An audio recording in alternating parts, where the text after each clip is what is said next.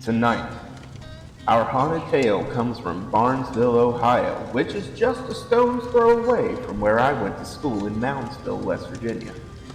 Guy McCourt's family had lived in the home since his father came back from World War II. In this story, there is a gold heist, a murder mystery, but also there's something constantly poised to strike whenever the opportunity presents itself. Sit back, relax, but turn the light off as we delve into the darkness on Church Street here on Ghost in West Virginia.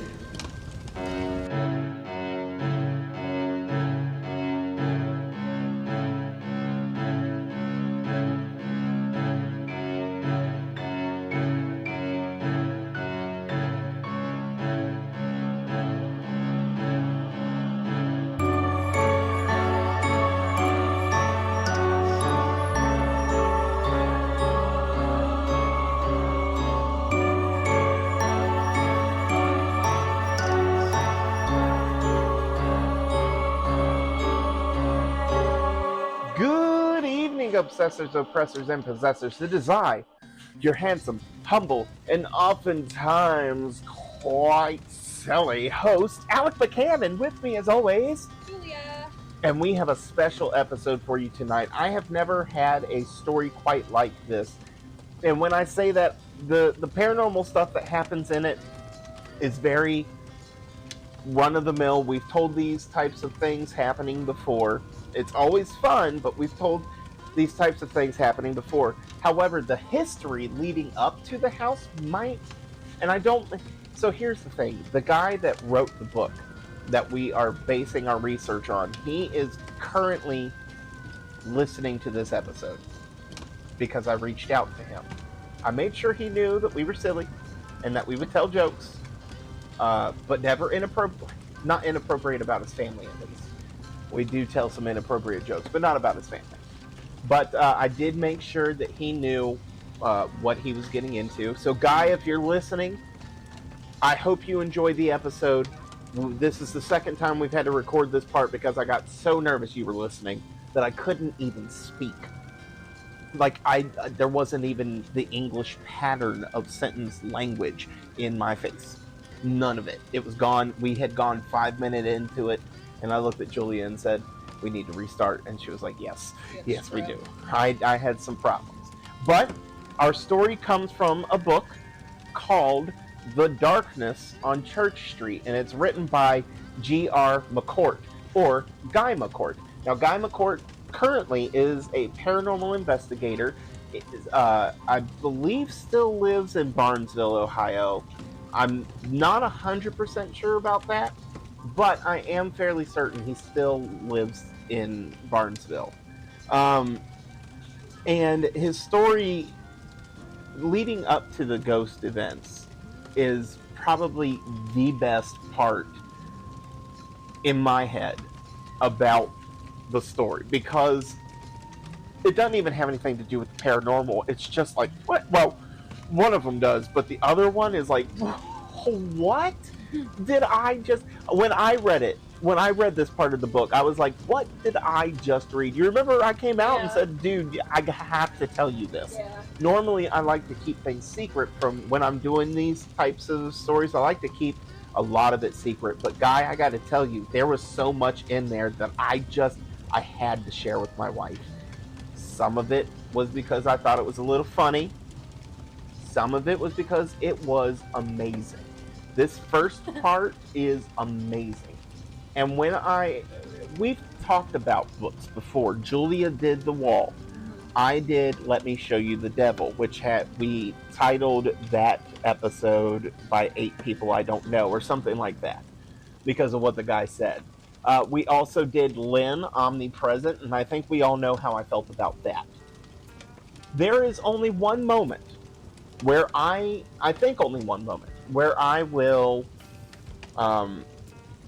reference Lynn, who has become, in Ghosted in West Virginia's history, the dumbest person to ever Hopefully own. she never listens. Well, if she does, she ought to know. I'm not going to reach out to her, but she should have known better. I will. Oh yeah, you're gonna say, listen, my husband was real mean, and we made you the standard of stupidity Yes. on our show. Please listen. But she did some really dumb things. If you want to know what that was, go and listen to the 5-part story we had to tell about that woman because she wouldn't shut up. But My I goodness. enjoyed it. I know you did. I was done with it by the end, and I'm the one that did the research. I was sick of her, and I'm still sick of her. Like that. You're still mad at To her. show my contempt, I've made her, like, whenever somebody does something stupid in our episode, I compare them to her. Guy, I do that once, okay? And I think when I explain why I did it, you're gonna say it's fair. I think I got a sense of just a little sense of who you are through our conversation, just a small glance. But I can imagine reading your book. I think you're going to enjoy where I compare you to this person. So don't get too upset. Now, the book is called The Darkness on Church Street, and it details the haunting history of this childhood home that he has. And it is, when you get right to the end of this story, which I don't know if this is going to be a two-parter. I'm going to really try and make it not a two-parter. But when you get to the end of this story, it is definitely a haunting history. But before we dive into it, it's important to note that that in the earliest accounts of paranormal activity, even Guy says, he couldn't verify a large amount of stuff that was going on before he was there. So they fall into legend, but we are going to talk about them. They're also... There also may be moments where I may, and I'm saying this for Guy's benefit, not your all's benefit, but there may be moments where I have wrongly detailed certain things from the book, and that's probably because I misread what's going on. So, Guy, if I need to make corrections, send me a message, tell me how it really was, and I'll put it in an update. We don't usually do updates, but we don't usually have updates. Yeah. So, it'd be cool to get an update. Our very first update. Guy, you could propel this show into spheres we've never known with updates. You could give us a whole new segment. Updates. Or, I could just be going insane. Either way, let's talk a little bit about Barnesville itself. So before settlers came into the land, it was inhabited by the same tribe, aka the Adena mound builders that built the mounds found in Moundsville. Duh. And if you go, we do have an episode on Moundsville, on the penitentiary and things like that. We have an episode on that. It's a little more historical than it is paranormal. There's a lot of paranormal stuff sprinkled, but it's more a history of the prison and the Adena mound building and the excavation there. But so Barnesville is joined by the surrounding area of West Virginia and Ohio, that these people built these mounds. Different tribes building these mounds. Different tribes. How do you, if they're the same tribe but they're like a different, like you got the Ohio part of the tribe, you got the West Virginia part of the tribe. What do you think they call that? I don't know. Are they separate tribes but the same people? I have no idea. I've never thought about it like that. We need our Native American listeners to email us. We don't have any, probably. We probably offended them when we did the Navajo Skinwalker episode. And they were like, you're not supposed to know about that, nor are you supposed to say it. So we're done with you, white devil. White devil. So the settlers... I'm sorry.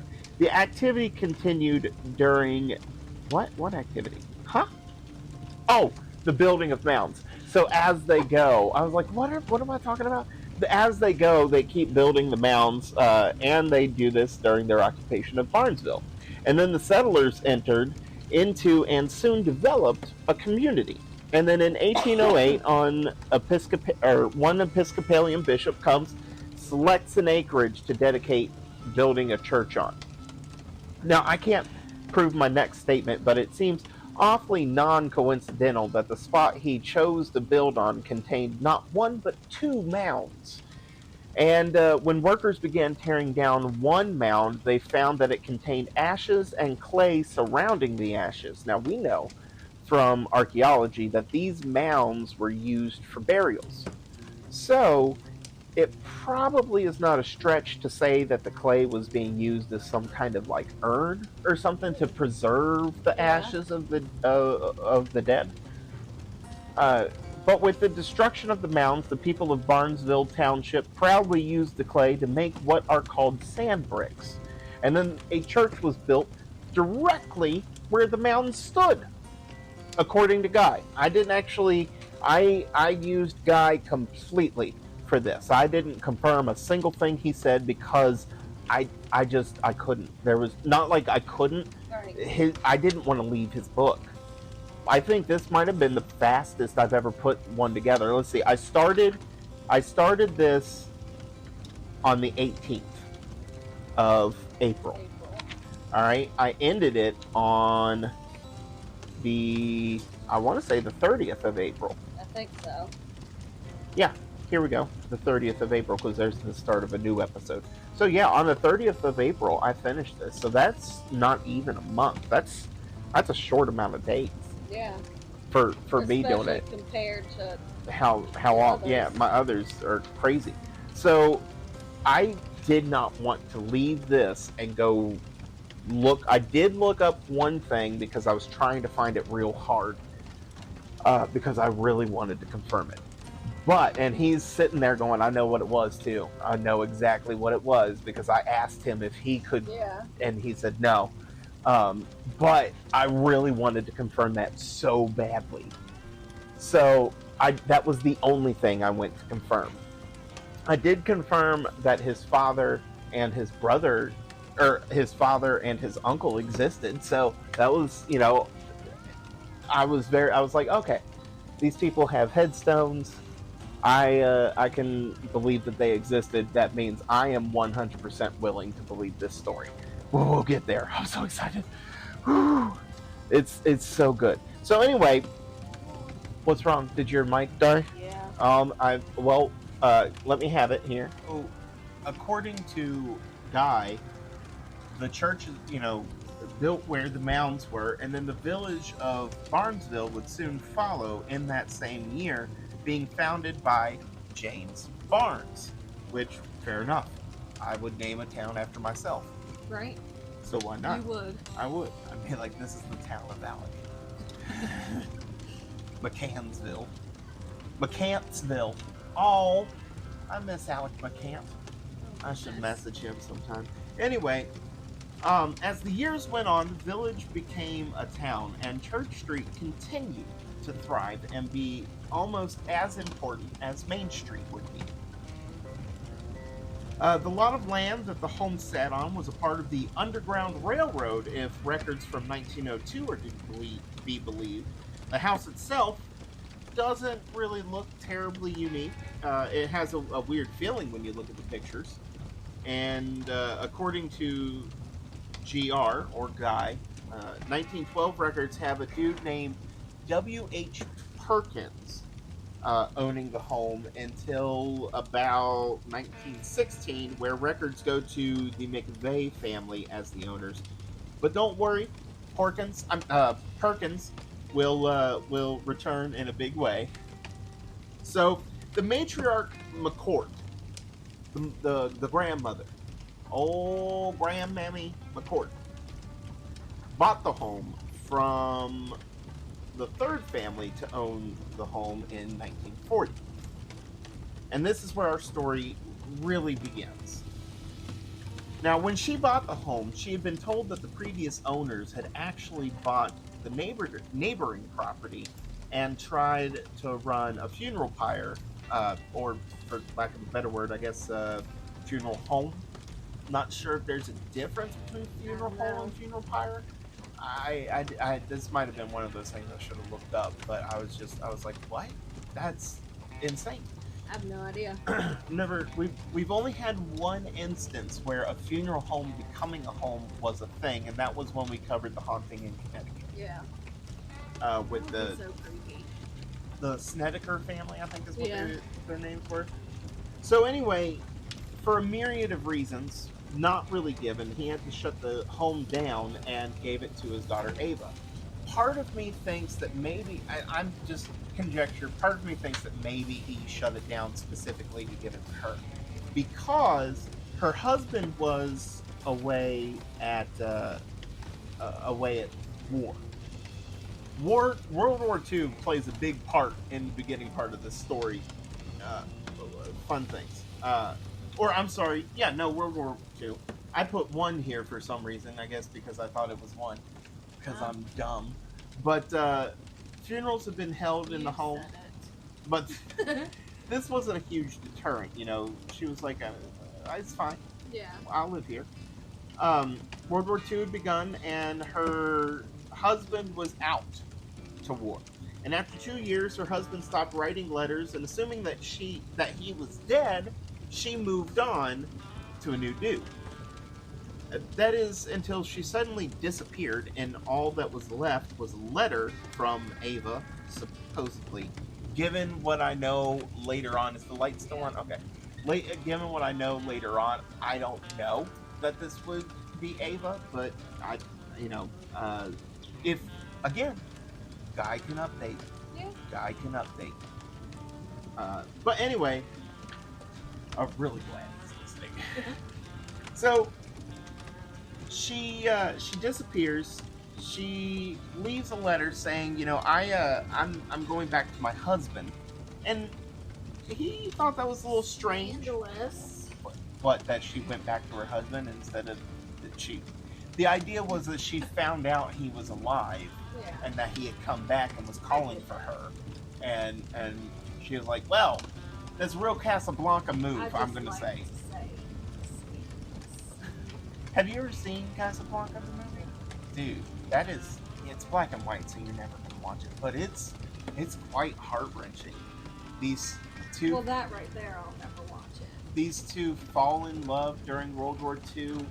He runs a club in Morocco, and they tell this story. They have this wild romance in Paris and all over Europe, and then she finds out her husband, who she thought had died in the war, was alive, and she went back to him. And then I can't remember exactly why, but Rick, which was the guy that she was dating before she found out, she comes back into his bar, and that's where I don't know if you've ever heard the line, but all of the gin joints in all of the world, you had to walk into mine. Yeah.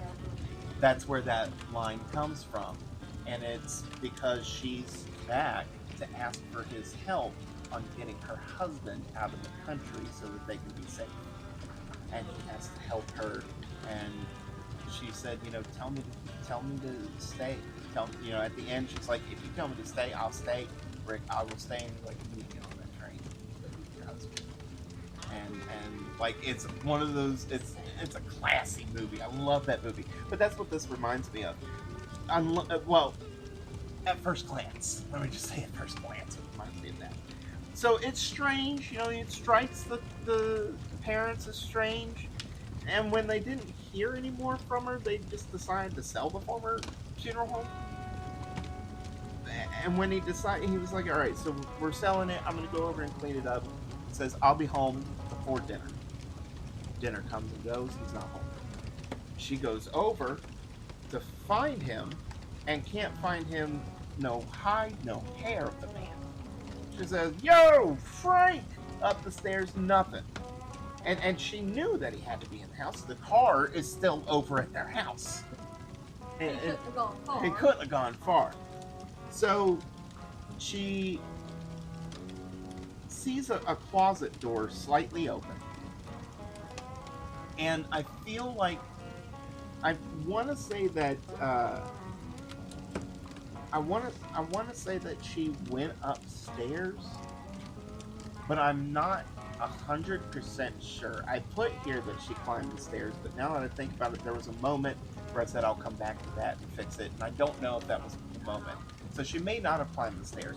However, I will say the upstairs of this house is important. Okay. So it's very possible that she did climb the stairs. But she strided over and swung it wide. And what she saw caused her heart to drop. Her husband was there, dead, laying down in the closet with a look of permanent terror on his face. Now, a psychic would later claim that Frank had died horribly, but we all know how I feel about psychics. Which Guy doesn't know how I feel about. I don't give them much credit. That's where I am with psychics.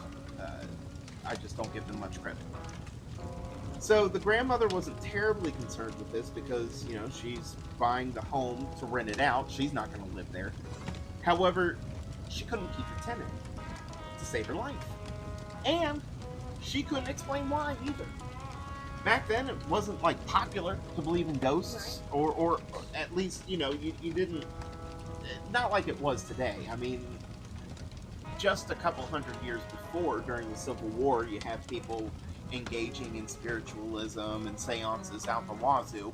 But once you got to World War II, people were becoming practical because we've got important things to worry about, you know, like this whole genocide that's taking place, and then the Japanese came over here and thought they were going to bomb our harbor. Poo on you. So anyway, it stood empty until Guy's father bought it from his mother, and I gotta tell you a story about old Papa McCourt. His name's Reuben, and he followed his brother Hubert into World War II. Not at the same time. His brother went first, and then he went. They hadn't seen his brother in years. I imagine they probably were hearing from him. They hadn't seen him in years. And, you know, they joined different companies, so they, again, aren't seeing each other during this conflict that they're both fighting in. So, one night they're stationed only 20 minutes away from each other, and Reuben hopped on his military bike or Harley, I think is actually what he had, a Harley. So yeah, it is a bike. It is a Harley that he had. He apparently brought it with him. Nice. So anyway, Fancy. He gets on the bike, and he's like, I'm going to go see my brother, but it wouldn't budge. And, you know, it started just fine, and he could feel the tire going, but it just wasn't moving. And he looked back to see what the problem was, and it was his darn brother holding on to the bike, which, by the way, what? Right? You're was stopping he a big Harley? Muscle man? Well, I assume so. How else is he stopping a Harley? That's true. I mean, they did build them differently back then, but I think they built them heavier. Probably. Like, I don't think that's a lightweight you're pulling there. Max, get down. His claws and his So- pointy elbows. They cheered, celebrated. Apparently, their celebration made it into a whole bunch of local papers. And probably for a very specific reason. Everybody settle down. Sit on down and let me tell you a tale. Let me tell you a tale of two men that are probably the most amazing men I've ever heard of in my life, okay? Cue the music.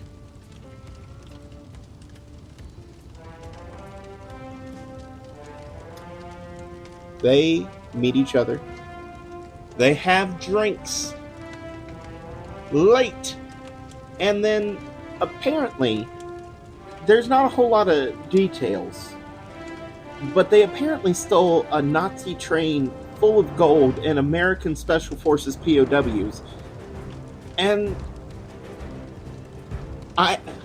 drunkenly, by the way, and they didn't, here's the thing, they were drunk when they did it. They also, at least from the way Guy tells the story, they were drunk when they did it. And they didn't know that the American POWs were back there. So they just stole gold for the Americans and or for the Allies, and just so happened to save some people. I love that so much. I wish I could watch it on a big screen or something, you know, just a good movie of watching that. Just so much fun. And are you all right? Y'all getting on the boat? I got them a boat, but they won't get on it because they're scared. Aries ain't scared. Look at his face. He is brave as can be. Look at him. He's a yeah. I'll put you both out without the boat. Just throw you in. There we go. One of them said that. that was Ryan. Right, are you okay? You keep looking at your phone. Is it because you keep getting news alerts? Yeah, that one was just storm alerts. Oh. So anyway, I tried my hardest to verify this story. I asked Guy if he had like newspaper clippings of it or anything, and he said unfortunately his grandmother's house, which is where all that stuff was stored, burned down a few years ago. So it is no longer there. And when I say a few years ago, he didn't specify when it burned down, just that it burned down. I'm going to assume it could have been a long time ago. It could have been a long time ago, could have been a few years ago, could have been last month. I don't actually know. I'm much more conscientious now that I know he's listening about my time frames than I normally am. But I will say this is the kind of story that you would see in like Secondhand Lions. I know you've never watched that movie, but you would love that movie. It is so good. But it sounds familiar, like maybe I've seen a preview for it. I've talked about it with you before. It's about two men. It's World War I, I think, is what they fought in. But it's about two brothers that fought in a war together. Great, wonderful adventures. And then they get old and they have to take care of their nephew who they've never met. Okay, yeah. Yeah. So it's really fun. If I can find it, we're watching it because it's such a good movie. It's such a good movie. Makes me want to cry every time. I'm such a sap. Ugh. Now, if you don't know that movie, you should feel real American shame, Julia. Even if you're not an American, you should feel American shame for not knowing that movie because it is amazing. Might be the greatest movie of my childhood. Yeah. I'm serious. Like, there's that movie with Bruce Willis where he meets his kid self and then meets his older self. I'm pretty sure that movie's called The Kid. I don't know. But this movie tops that movie because it's way better. Now, if... TV or so, eventually Reuben gets married and has 4 kids. He has... I want to say he has... he has a brother, a sister, and then twins. I'm sorry, Guy has a brother, sister, and then twins, which I believe are also sisters, if I'm reading the story correctly. But Reuben's first wife is diagnosed with cancer and passes. Before dying, she did tell him he could do whatever he wanted except get remarried. She said if he were to do that, she would never rest. So, right off to the bat, we're doing great. After she was gone, and I don't mean like immediately after. I don't know the time frame. Guy didn't. I don't remember a time frame. But also, I have to condense. I mean, the book's not long. It's 99 pages, but I have to condense 99 pages into what I have here, which is 40. Right. So I've condensed it into. So there may be some misses, and I am sorry about that. But we're just gonna deal. We're just gonna deal. We're gonna be all right. So anyway, she tells him this. He meets Bonnie Barrett, and they marry. And 2 years later, Guy's born. Aww. We're here with baby Guy. He's a fun guy. Which means he's a mushroom. Oh, little tiny mushroom. No. Oh, he's Tony from Mario. Do. Oh, goodness. He's going to be like, okay, see, now that kind of stuff is not cool. He's going to be like super idiot. Yeah, I'm not listening to this anymore. They're mean. So, if I'm reading the book right, the first one to experience things seems to be Reuben's oldest son, who was having extreme and vivid nightmares and seeing figures in his room, also hearing voices and feeling drastic temperature changes. He continued to experience these things up until he relocated to Chicago for work. Zoe and Max! They're having a good time. Goodness gracious, getting through this episode. Woo! So, whatever had been trying to get his attention now focused up on Bonnie, while simultaneously sending Guy dreams of dead soldiers lying all around a battlefield. Bonnie was woken up one evening by the sound of two of her two smallest children, so Guy and his sister, youngest sister. I put her name in here somewhere, so don't worry, I do say her name at some point, but just not right now.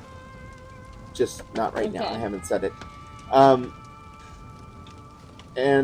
So anyway, she hears her two smallest children playing with their toys, and she gets up to check on them, really probably tell them, hey, you need to get back in bed before we start handing out justice. Parental justice. All right? She said, I can whip a belt off of my body fast. Get back in that bed. Cha, cha. No. She she's getting ready to put them back in bed when she opens the door. She sees, no, they're fast asleep. I don't know what I was hearing, but they're fast asleep. So then she goes into the living room to sit for a while, and as soon as she did, she hears giggling and toys clashing together again. Well, she enters the children's room and sees a space cowboy sitting there with a happy little one-eyed Maine Coon cat just in his lap, and there's a little green ghost on the ground playing with a plane, making pew pew noises as the cowboy bounced him on his foot because he was sitting on his foot. He looked up at Bonnie and whispered, as to not scare the little ghost, "I'll beg James T. and this my house." And with that, he casually pulled a willow branch out of his belt and flicked it through the air, connecting effortlessly with her eye before he and the ghost faded into nothingness. No, I'm joking. See, that's one of the things I told you about there, Guy. No, what actually happened was that she ran back to the children's bedroom where the noise was coming from, and as soon as she entered the room, the giggling and playing stopped, and she found both Guy and his sister still very fast asleep. So, a little perturbed. She's a little perturbed, but not disturbed. She goes to the kitchen for a drink. Now, I interpreted this as a stiff drink, but it could have been tea. Why did you interpret it as a stiff drink? Because it's I want to say it's either the late 60s, early 70s, and not everybody is us. We are pretty lame. Yeah, we don't drink. We don't do hardly anything. So, and her children are asleep, so why not? Why not? I mean, it's like having a whiskey before you go to bed, that kind of thing. People have 2 fingers, 1 finger. Some people have actual fingers. We don't know. We don't know. So anyway, she flips on the light and immediately saw a woman walk past the window wearing a white dress. Well, this freaked her out, and she did something that makes her the smartest person we've ever reported on our show. She went right next door and stayed with her aunt until her husband, Reuben, king of World War II heists, came home. Now, yes, you did. Here's the thing. Here's something I have to. Guy, you've got to give me an update. Did she leave you? Because if she did, she makes no mention. He makes no mention of her grabbing them to go to the aunt's house. It just says she went there. She was right next door. She thinks there's an intruder outside. Or did she think it was a ghost? Well, I don't know, but either way, would you leave your children that are so young that you can hear them giggling and clashing toys? There was. What I'm saying, she couldn't carry them all. She grabs them later. Oh. Yeah, that's what I'm saying. If I'm not mistaken, this happens to Guy twice. People leave him in this home, leave him and his sister in this home when they think there's either an intruder or a ghost. Twice. Well, And if it is the case that I am wrong here, then I am perfectly fine being wrong. However, if I'm not wrong, that's kind of funny. It's kind of Well, she like I mean, she like just like, oh, I can make more. she only left them to go next door, though. I don't. She could have left them, like, she could have dipped out. Well, we'll get to there. And Well, she didn't do it, but we'll get to there. We'll get to that. So anyway, you're defending this a little too much, I think, well, because he's listening. If I'm right, I think he would be like, yeah, no, that's not cool. This is a little funny. It's a little funny. If she left him, it's a probably little funny now. Well, yeah, I But- don't think he's still mad at his mom at. I would- Last thing I saw said that he was I would be. older than me, so that's at least 30 years. Holding on to that. You'd be mad? You'd be Yeah. like, remember that time there was a ghost outside and he left me to go to my aunt's house till Dad got home, who worked a midnight shift, and you woke up? That's also another thing. We don't know when he woke up, or when she woke up either. Yeah. She did go out to the couch. She didn't try and go back to bed. So maybe it was daytime and she was just waiting on her husband to get home. True. I don't know. But either way, it's funny to me that if she didn't grab her children, she left them there for a ghost like, we can make more. Or left them there for a crazy woman in a white dress around your house. Either way, you're not playing a good side there. You could say she just went next door. Do you not remember in Halloween all them True. people were killed right next door That is true. while the cops were going? That stuff happens. BTK, that dude Yeah. went in there and killed people inside their homes with neighbors around. It killed families. He was terrifying. So I'm just saying, it's a dangerous move. Now, I will also say it's Barnesville, and if you're going to be safe anywhere, it's going to be that Right. area. It's going to be that area. See, and I always think about these stories, like, obviously I've never been there, but it's hard for me to picture a place that's not like this. Mm. Like, if I lived, You go to them 8 p.m. suites, you feel it real I'm hard. saying, if I lived in Winchester, like, I wouldn't leave my kids. But here, and I would go right over to my mom's house. Like, that's how I'm picturing it. Okay, but picture it more like this. Someone closer to Oliver's age, who's 3. Yeah, I'd have to take him. Guy doesn't give his specific age here, but I do read the story as if he's not yet in school. Because oftentimes it's just him, his sister, and his mom. And he doesn't ever mention going to school, but he clearly did. He's very well written. Or he writes very well. So he clearly did go to school. I'm just saying he never mentions Right. going to school. He does say, when I was in high school. So whoops, he does mention it then, but not the way I'm talking. You know what I mean? Not the way I'm talking. Yeah. So, anyway, she would, and this would happen. She would experience this type of thing several more times. I don't know if she just kept dipping out on her children several more times. But he's probably like, I'm gonna find these people and kill them for making fun of my mom. But That's like cute. she left I tried him. to defend her. She left him. If this is how you read it, she left him. And this is funny. It's just funny to me.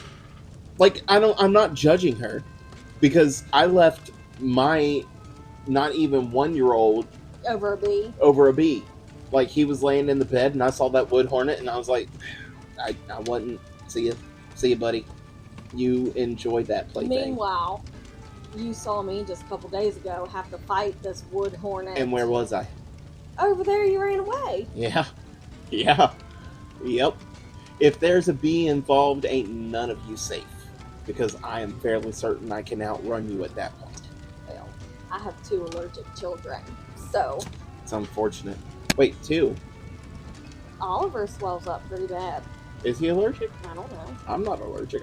I do swell up, but not like my arm doesn't become full to busting. It's just I mean, he's not like Jacob, but he like a definitely, mosquito. when he gets stung, he needs to have Benadryl because, I mean, they oh. get big real fast. Well, then you must be the ones allergic to bees. I'm not. Mm? Well, I don't know. I've only been stung that one time. And your arm was huge. For like a week. Yeah. Maybe. And your dad? Oh, yeah. Well, there you go. He's very allergic. Well, then it's definitely from your side of the family. But Ryan's not. Well, he was stung in the back of his neck and ballooned up, didn't he? Not really. I thought you guys told me that. I mean, it a little bit, but not like what my dad and Jacob did. Well, because they all got stung by the same bees. so she would tell Reuben after she'd experienced this a couple more times, she'd tell him, what it was, and he'd be like, there's no such thing as ghosts. And this would become a point of contention between them eventually. But Bonnie dropped it until she was making Reuben's sandwich for his midnight shift, and she suddenly gets a chill down her spine. And she's like, whoa, what is that? She turns around and sees a little boy around the age of 6 in the corner giggling as he's watching her, or peeking around the corner giggling as he's watching her. That's creepy. She screamed. She said, "Ah!" and ran down to her husband in the bedroom, waking him up, telling him she saw a ghost. And she'd have several more nights alone with the children. And on one, maybe a clue of the nature of the haunting happened. Bonnie was watching TV on the couch while the children were playing when she heard each passing stomp seemed to become more intense with each passing moment. Things got even more intense as the house lights, including the chandelier, flickered.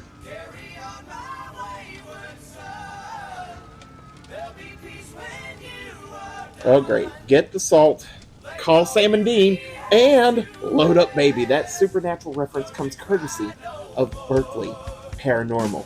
Berkeley Paranormal. If a ghost needs to go, they show them the dough. Now, back to our regular scheduled programming. So, as the chandelier shakes and swings, Bonnie hears what Guy describes as an evil laughter emanating from upstairs. Now, that's also where the doors are slamming repeatedly for fun. Mm. And then silence all throughout the house until out of the silence comes someone down the stairs. At least the sounds of someone coming down the stairs. Bonnie immediately grabs her children. This time it mentions she grabs her children and goes over to her aunt's house. Now when she gets there, her aunt tried to calm her down, telling her there was nothing to fear. Fear itself! However, Bonnie Lou Who told her that if she was so HIV positive, then she should come on over and prove it. And they all went back, and Guy and his sister went to bed. And Bonnie and her Aunt Geneva sat in the dining room drinking coffee. Now, her aunt's telling her over the course of an hour that being in the home alone is bad for Bonnie and she needed to tighten it up. After the hour passed without incident, Geneva got up to go home, but as she did, the chandelier began to shake, rattle, and roll. And this was accompanied by more thudding around. Doors began slamming, and the laughter returned with higher intensity. And Bonnie said, "You got a house guest." As if some mentally ill person's going up there slamming doors and going,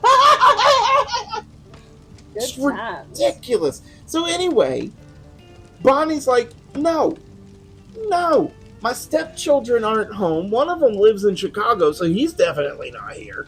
The others aren't home. Reuben's out trolling for Nazi gold, or whatever he does at night, which he actually just had a midnight shift. It wasn't like he was a crazy person. Darn. And then as she's explaining this, the thing starts coming down, like they can hear it coming downstairs, and her aunt's like, grab the kids, man. Grab the kids, head back to the house. Now that's the second time they grabbed the kids, which means that first time, She dipped. She said, screw you kids, I'll make another one. I love you forever and always, but Mama's got to go. Bye. Mama's the better resource here. Bye, Felicia. See you later. I hope you had a good life. I hope you had a good time. Hope you had the time of your life. So anyway, as they're running back to Geneva's house, and she turns back around and she sees a tall, dark shadow of a man watching them from the upstairs window. And then it just disappears. And when they get inside, Geneva immediately goes and wakes up her husband, John. And she told him of the man that she had seen, and he grabs his gun.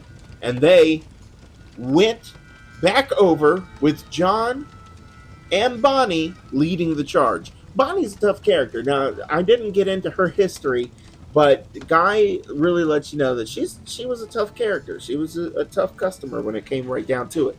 He said that her upbringing matched his father's point for point, like similar upbringing, similar lifestyle, that kind of thing. Awesome. So they get in there. I personally probably would have let John go by himself. They think there's an intruder in the house, or at least John and Geneva think there's an intruder in the house. Bonnie's at this point, she's like, no, there's ghosts. There's ghosts up in this piece. But John and Geneva think that it's an intruder. Also, I think this might be one of the first times activity of this nature has happened so fast after the first initial event. And the first initial event was what? It was the ghost around the window. Yeah. And then we had the little boy. And then this thing happened twice in one night. Ooh. So you only had 2 instances of like the kind of paranormal activity we report on for a normal ghost haunting. So, this was a fast acting. The laughing in particular creeped me out because in my head, that is creepy. If you all remember the like, why are you having such a good time? If you remember the sound effect I put on the laughter for the haunting of Oliver Fitzroy, that's the laughter I had going through my head, like that demonic. Yeah. Although that sounded like a clown, but you know what I mean. That kind of thing. Clowns. Stupid clowns. Now, it's difficult to find good spots to make jokes because of how creepy parts of the story were. And I like to write out the jokes as they come to my head. But there weren't a lot of spots for me to make jokes here because it was so creepy. They were going through the house, flipping on every light, but they found nothing that even suggested anything was in the home. They go upstairs, and John is mad because no one was in the home, and he had to work the next day. Now he goes home griping and sassafras and cursing the day he ever met Geneva. And Geneva said that the dude must have ran out after they did. Now, when Bonnie tried to tell her that she had seen the figure several times before, Geneva, exasperated, told her there were no such things as ghosts. Now, Bonnie tried to tell her that there was no possible way that anyone could have broken into the house because she hadn't been anywhere for 3 days, and there's no way she wouldn't notice someone just hanging out in her house for 3 days. Now, after this, things would take turns, they would take turns spending the night at each other's homes. Geneva never conceded that there was a ghost until one night she couldn't deny the activity. She was over at Bonnie's when she woke up to use the bathroom. She had to pass by the stairs on her way, and as she passed, she felt like some frigid, freezing wind. And she turns her head, looks up the stairs, with I don't really want to. And she was right to be frightened because standing at the top of the stairs was a woman in a white dress. Nope. Now, I say standing, but it was more like floating. She was floating there. And Geneva Convention screamed and ran home, leaving the family to fend for themselves. She was like, and I think we are no longer family. Catch y'all on the flip side. she also would never come back to the house. Not obviously they would see her, but never inside the house. Right. The encounter would later cause Gary to wonder if this might have been his father's former wife.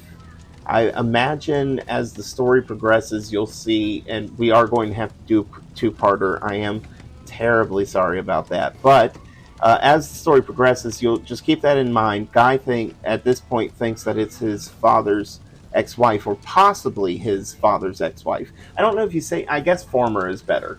I think they called him a late wife. Late wife. But keep that in mind, because as the story progresses, I don't know that he continues to think that.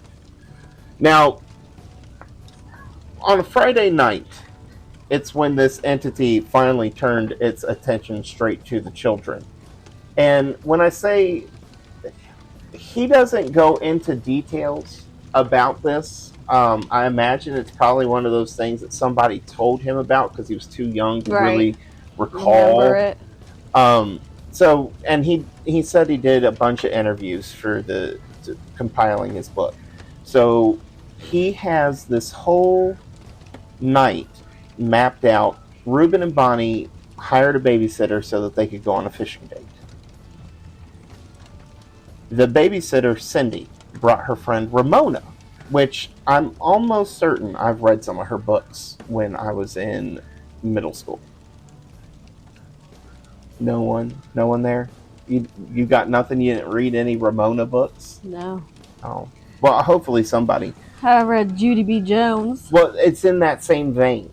It's in that same vein. In fact, I think Ramona and Judy B. Jones might have been friends in the books at some point. Oh.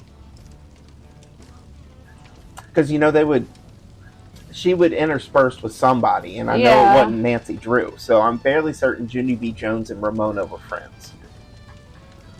So, they order a pizza and saw two boys coming up the street. Now, I don't know if they knew these boys. They're just like, hey. Well, he doesn't say. He just says they saw two boys and told them that they ordered a pizza, and if they chipped in, they could have some. So, I imagine the parents were okay with Ramona being there. She was like, okay, I'm still only paying you. It's not twice. Right. I'm still only paying you, Cindy, but Cindy Lou Who. I'll tell you what, I think Ramona deserves the money better. So I can understand, like, if we had a babysitter and they were like, I'm bringing over a friend, I would understand, like, especially if it was like the first time. If I knew the friend. Right. But Barnesville is kind of small. Very at least particular about my children. Recollection, it's small, and also it's the 70s, right? I think. Guy, I have no idea. There weren't any dates. That's like one thing I had a hard time kind of picturing the dating. Yeah. But if I'm guessing his age right, I do think it was in the 70s at some point. And Guy, please don't be angry at me if I just revealed your age. No one knows the real number. And you're awesome. You know who you are. Anyway, so the boys agreed, and soon they're all sitting down at the table eating dinner. And when I say them all, not the children. I was only assuming that the children were there also, but as I read the book... They didn't get pizza? Well, from what it sounds like, they may have eaten in the other room. While the two girls and the two boys were eating at the dinner table. And then as they're eating, a fast chill comes through the air and gets it. And it was so cold that it even affected the still steaming pizza, turning it, as one boy said, ice cold. Ooh. Cindy grabbed the pizza box and went to throw it away in the kitchen, and as she went, she heard the trash can. She had to go through the kitchen, and the trash can was by the stairs, if I remember the story right. I think that's how it went. Anyway, she hears the stairs creak behind her, and when she looks up, she sees a woman in a white dress with puffy pirate sleeves. Now, this woman was also floating there, faceless-like. And she screamed and ran out of the house, with everyone following after. When they got to the neighbor's house, they were out of breath, but still Cindy told everyone what she had seen. Now, as they were going over the details, the company made a horrifying discovery. In their efforts to retreat to safety, they had left Guy and his sister in the house. Oh no! And this wasn't like they went to the aunt's house. They said neighbors. I don't know if that's next door. I don't know if that's a couple blocks away. But Could be a whole said, field away. They said, "See you later, children." And Cindy, when they made this discovery, when they were like, "Oh no, we forgot the kids," Cindy would not go back in the house. She's the babysitter. She was like, no, I ain't getting paid enough. Her friend Ramona went to go get the children. I hope she gave her some of her cut. So, see, that's why I would pay Ramona. I'd be like, Cindy, you did a terrible, you left my children. Right? They all left my children.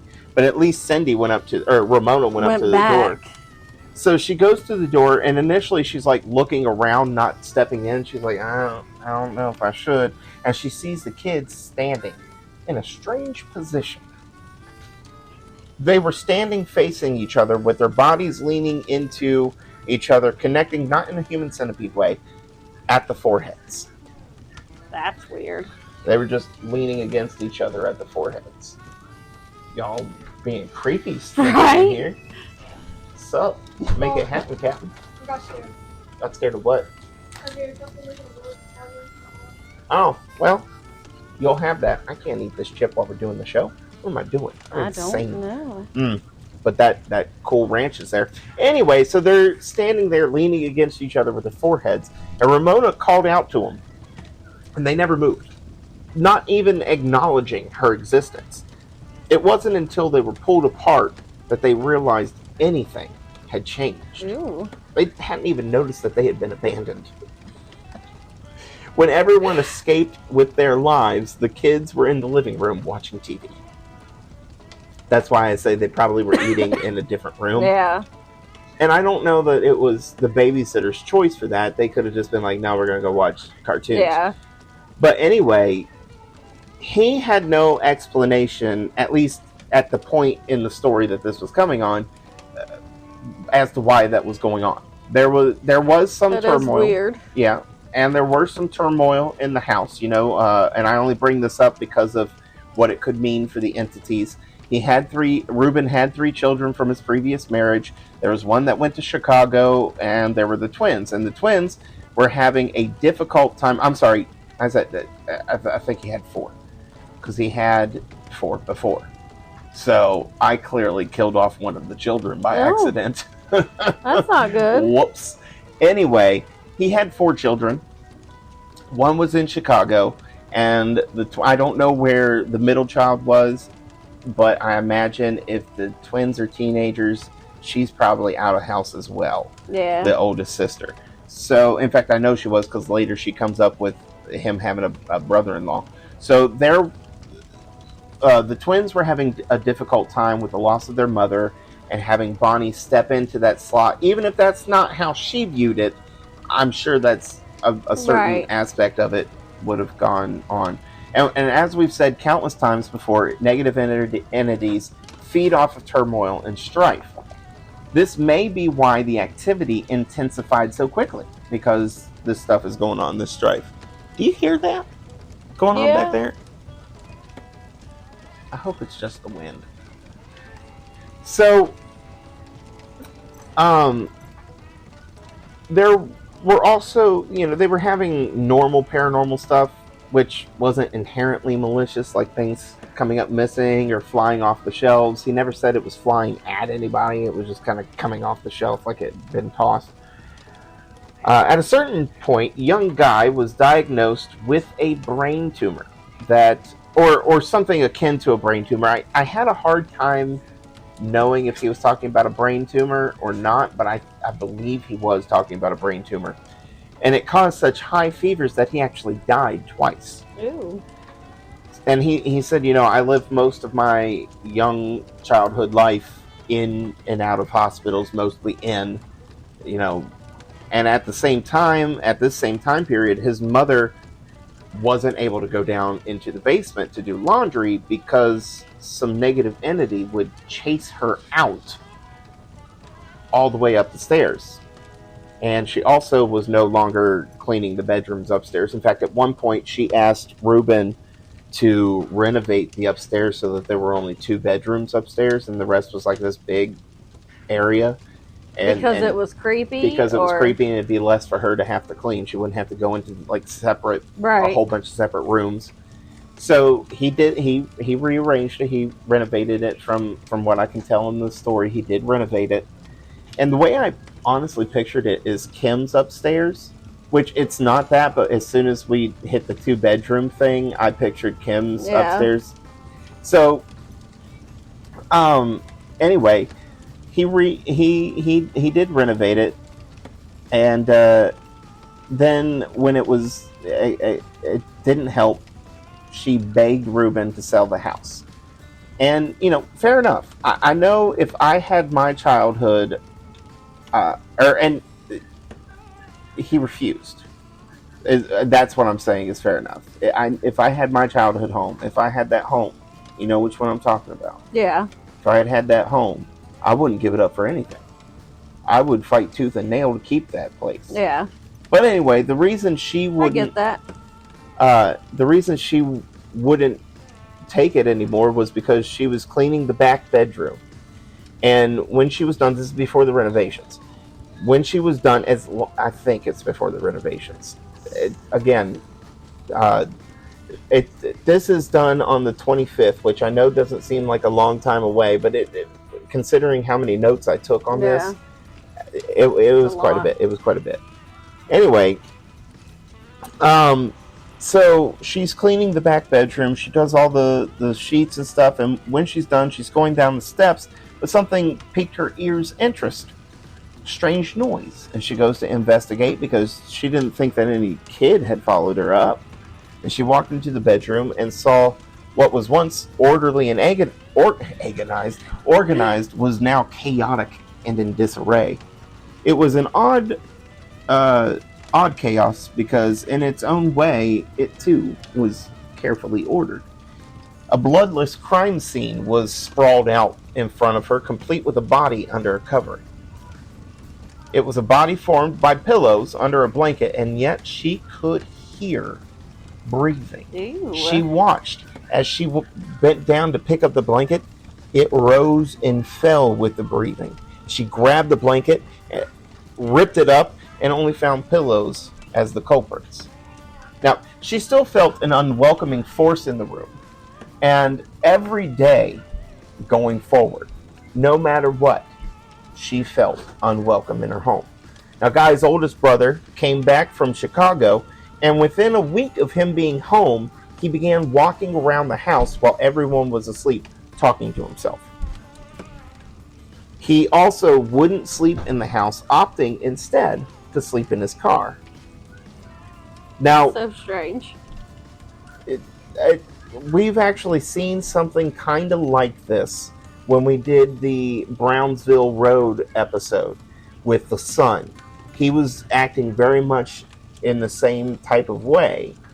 And then this next event, when Reuben and Bonnie were sleeping in their beds, he grabs a shotgun and stands over his parents. Well, I guess parent and step-parent. And when Reuben woke up and saw the gun, he slowly took it while Bonnie is just frozen in fear. And that's when his brother said that he could not rest until Bonnie was gone. And it wasn't long after this that Bonnie left and filed for divorce. Which I think I probably would too. Yeah, I can't say I blame her on that one. It would be a little hard for me to stick around with a gun in my face. Yeah.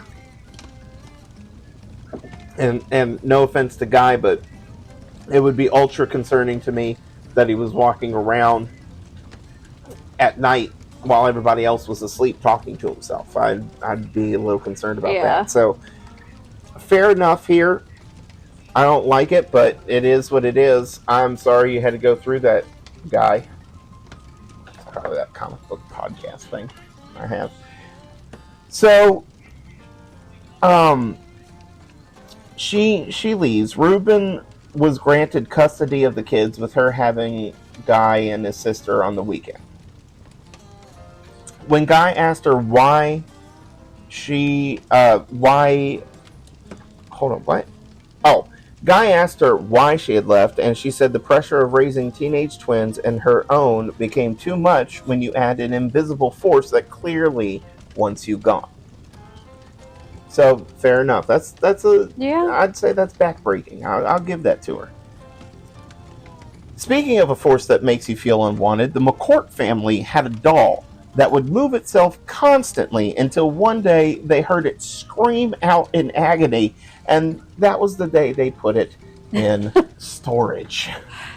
Fair. That is 100% something I would do. I'd be like, take that on back. Take that on back.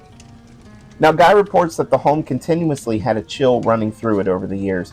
It would often cause a mood of sadness or despair. We've actually kind of seen that in certain things. There was even an episode, please forgive me for referencing this douchebaggins, but there was an episode of Ghost Adventures where they were in his thing. Oh. They were in his museum. Sorry, folks. Our mic's cut out again for a second. But they were in his museum, and the woman, she said, she starts crying. She said, I just feel suddenly sad.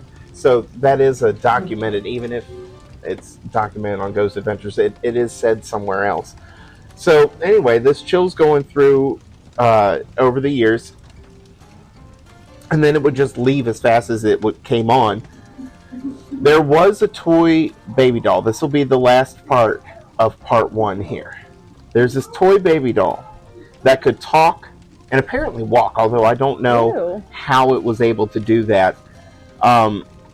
But as I think it did that as a toy. I don't think it did that. I've never in my life seen a baby doll that walked. I've seen the ones that crawl. The way he described it sounded like it was a baby doll that talked and walked. But everyone was sleeping upstairs when a little motor could be heard in the home. And as they woke up looking for the sound, here comes Caillou walking out the room, eyes glowing red, calling out for its mama. And at this, someone, I don't know who, but someone punted it across the room. They then also picked it up with its legs still moving. They tried to turn it off with no results. The switch was already turned off when they tried. They checked the batteries, and lo and behold, there were empty slots. Ew. There was nothing left to do but stomp that sucker right into the ground. They must have studied with the great white buffalo hunter Michelle from the Lynn story. Oop, listen. Two mentions then. 2 mentions of Lynn. 2 mentions. Now they stomped this wicked evil baby right into the ground, and the children were also starting to see things wherever they would go. When Guy was around 10 and sleeping, his younger sister jumped in his bed trying to hide under the covers. She said something was trying to get her. When asked what it was, she said, "The bad man who lives in the closet." Ew. Being a good big brother, he ushered her back to her room and got her in bed to show her everything was fine. Got in her bed to show her everything was fine. He was falling asleep when the blanket was suddenly yanked, figuring that it was their dog Curly messing with them. Curly. Aww. Messing with them. He just pulled them back, but it happened again. But this time when when Guy tried to pull it back, he felt resistance, and at that instant, they heard Curly's collar jingling up the stairs. Knowing what that meant, they jumped right on out of bed and ran out of the room. And it was at this moment that the entity's attention seemed to turn to Guy. And with that, we leave you. I hope this story leaves you in suspense. When we come back, we are going to find out how everything connects. Hopefully. There may not be a connection other than creepiness. Creepies. But, Guy, I hope that this was a good telling, and I'm sorry it was so long. But tune in for the next episode, because it's going to be wild. And also, we all know that Eugene's been on vacation for far too long, feels like a month now. and I remember telling you guys about Sock Basket. Well, Salty Garlic has recently had some sort of tiff with Sock Basket, and whereas, so here's the deal: Sock Basket knows that that Salty Garlic likes to lick feet. That's her thing. So I need you to not only curl them up, but maybe think about wearing shoes, because Sock Basket scratches feet off so that That's Salty rude. Garlic can't get them. I know. I was highly shocked when I was told that. So guys, shoes, maybe cement in nature, but other than that, I'll see you guys. What did I say? Owl. Owl.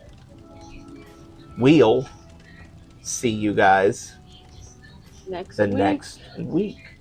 I don't know. I might just put another one out. No, we don't have that. But this story is so fun. It is fun. All right. So, with that being said, guys, thank you for listening. And always remember, spooky, spooky. Bye. Bye. Curl your feet.